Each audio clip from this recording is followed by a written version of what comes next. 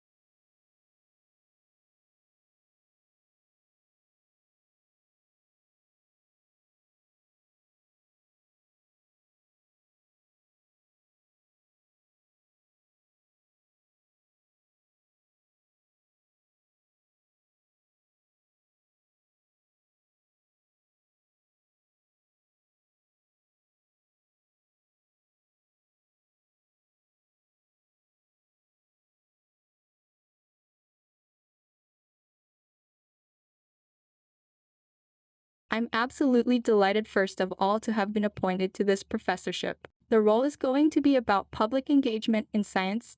It is about making science accessible to as wide an audience as possible. It's about encouraging young people to think about science as a career.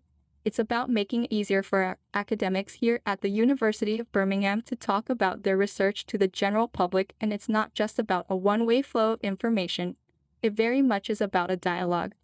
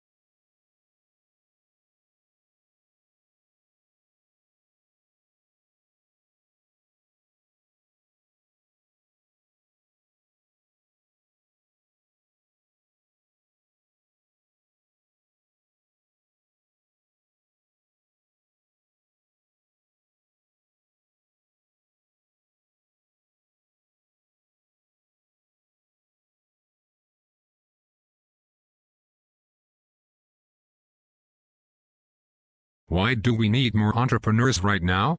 The entrepreneurs who create and run our businesses, who play by the rules, are in fact critical to our success as a nation. We need them especially today. First, we need them to solve the current crisis. Business, not government, will end this recession. Government must help by creating fair rules, sound monetary policy, and by protecting our fellow citizens in periods where they are jobless. But the government has to stand to the side and let new entrepreneurial firms challenge companies that can no longer compete. We have to make way for the new entrepreneurial firms that will push us different tiers of innovation.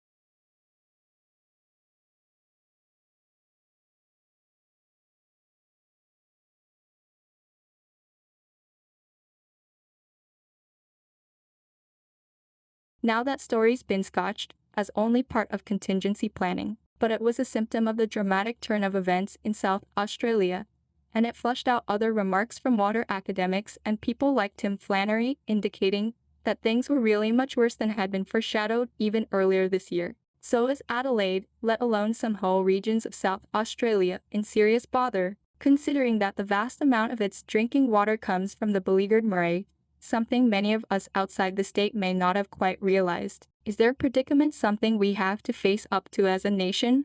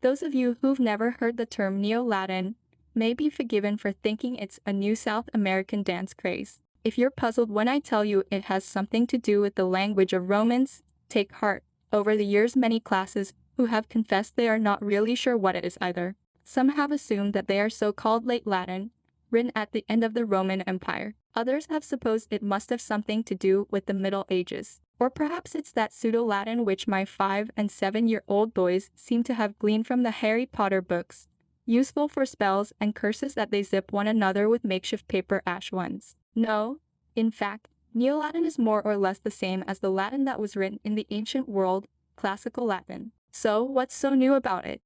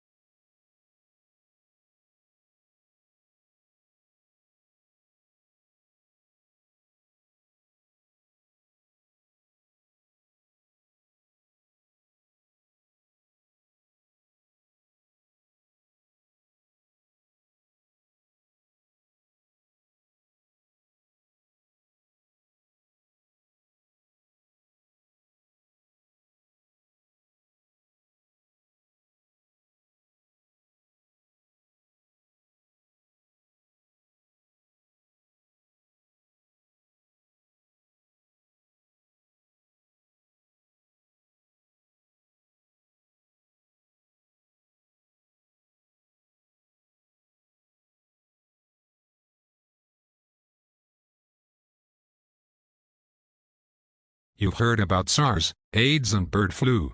Now researchers from Australia claim we're about to be hit by a new epidemic, motivational deficiency disorder.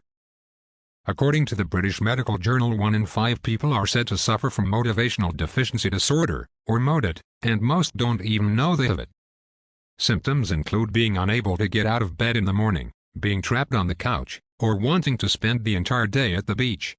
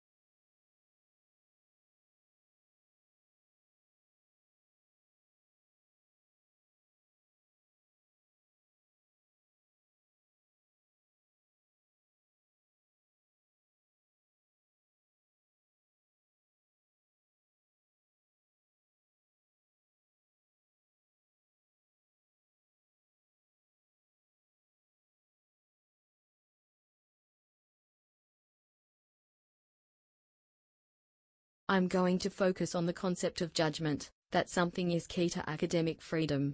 The university is in a position to sort of manufacture people's minds.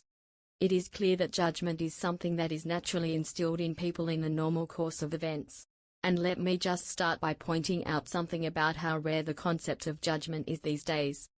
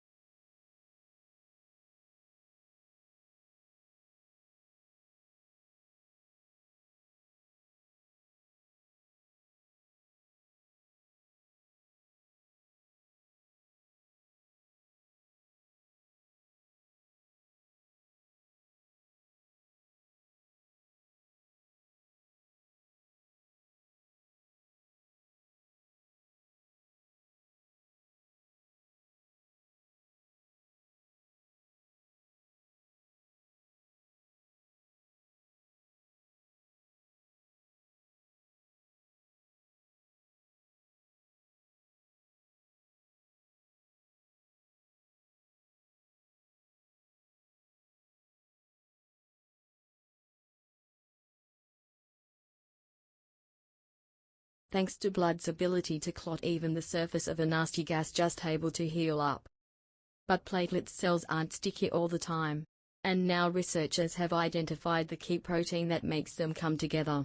This video shows how normal cells spread out tiny arms to catch other cells and to grasp onto the surface of a wound. When the crucial protein is absent, the cells don't stick out their arms as much and can grip the surface of an injury as tightly.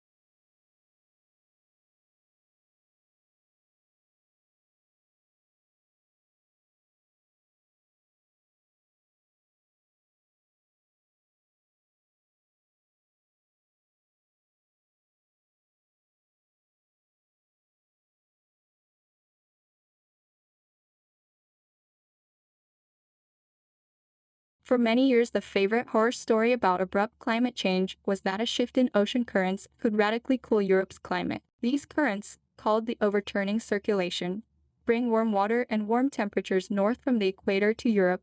Susan Lucier, an oceanographer at Duke University, says scientists have long worried that this ocean circulation could be disrupted.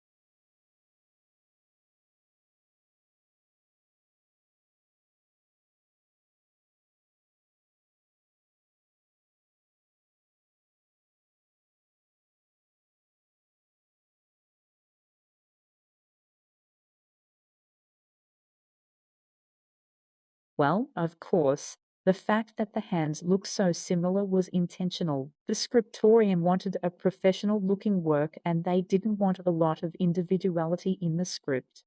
So, the primary objective of the original's writing in this manuscript was to make it look identical. As a matter of fact, because scribes are different people and they have different hand-eye coordination and different habits, they ended up producing something that was slightly different, which is not easy to tell to someone who hasn't been staring at the manuscript for a while.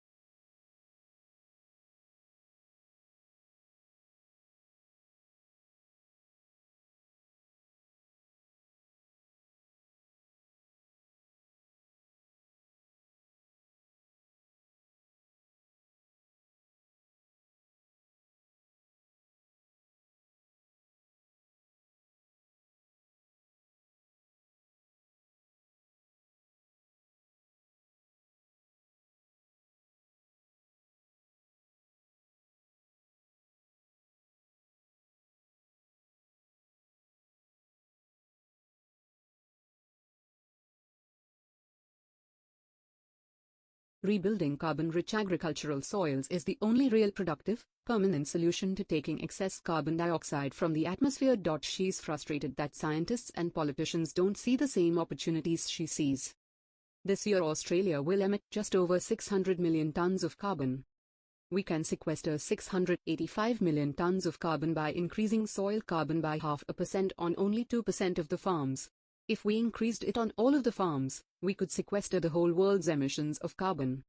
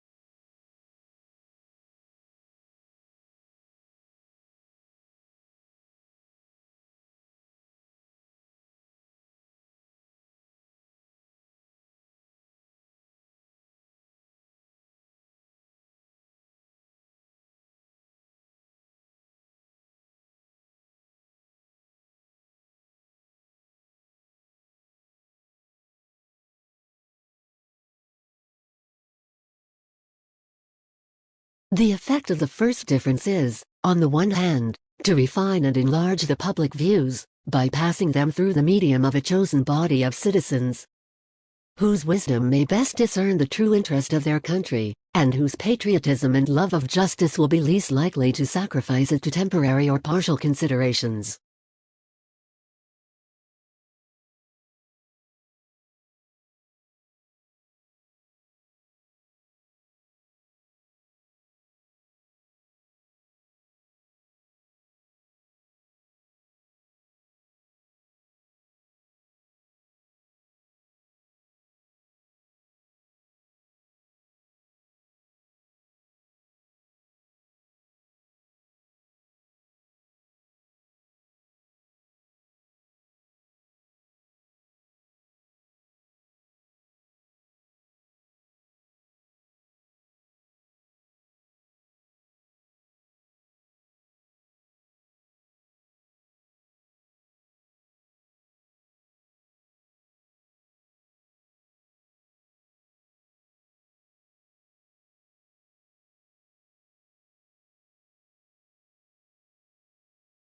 Okay, see, the thing is that I've had a look at the peer reviews about the funding application, which you suggested that I do.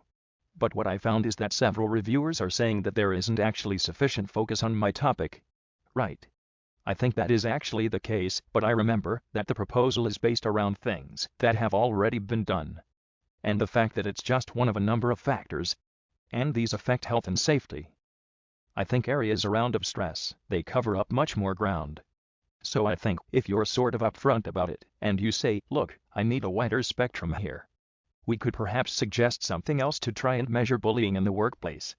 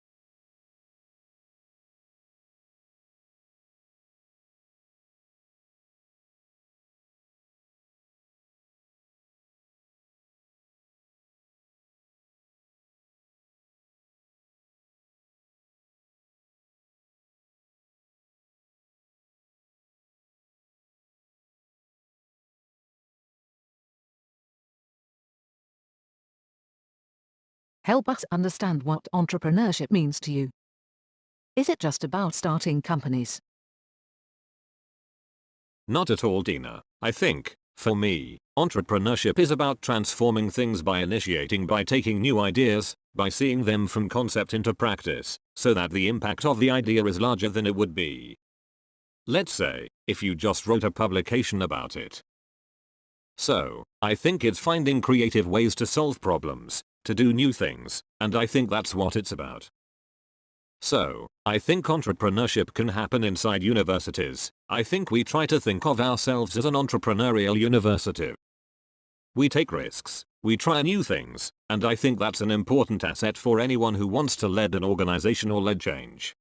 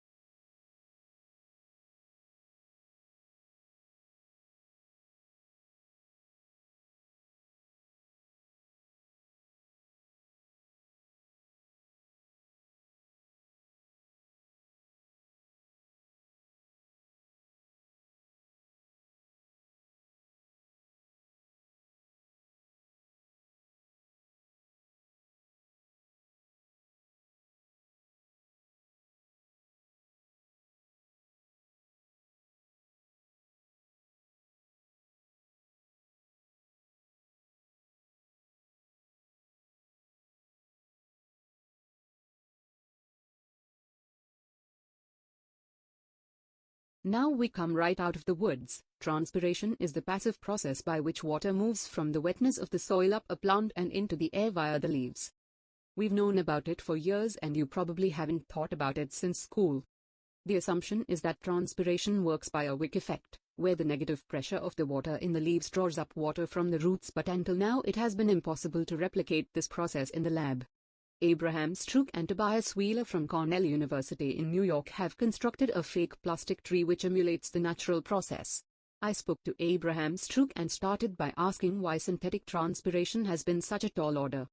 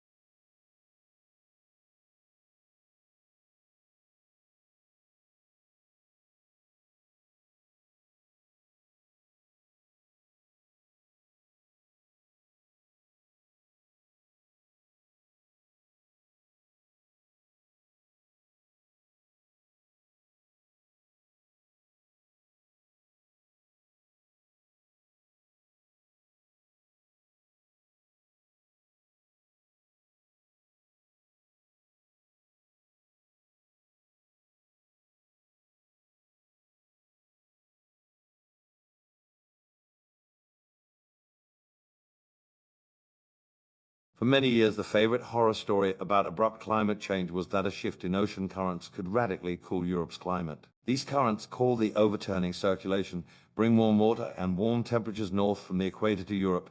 Susan Lucia, an oceanographer at Duke University, says scientists have long worried that this ocean circulation could be disrupted.